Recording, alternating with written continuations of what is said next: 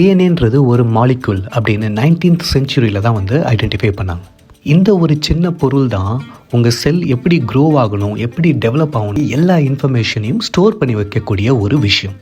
1869 Friedrich Miescher அப்படின்றவர் டிஎன்ஏவை first isolate பண்ணி ஒயிட் பிளட் செல்ஸ்லேருந்து எடுத்து நியூக்ளின் அப்படின்னு பெயரிடுறாரு.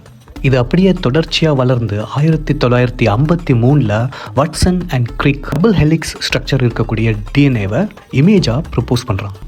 ஒரே ஒரு செல்லில் இருக்கக்கூடிய டிஎன்ஏவை நீங்கள் பிரிச்சிங்கன்னா கிட்டத்தட்ட 2 மீட்டர் வரக்கூடியது. உங்கள் என்டையர் பாடியில் இருக்கக்கூடிய டிஎன்ஏவை பிரித்து அதை அளந்தீங்கன்னா பூமிக்கும் சூரியனுக்கும் இடையே இருக்கக்கூடிய டிஸ்டன்ஸில் 600 மடங்கு அதிகமாக இருக்கும். நம்ம மனுஷங்களுக்கு நடுவில் 99.9% டிஎன்ஏ சிமிலராக தான் இருக்கும்.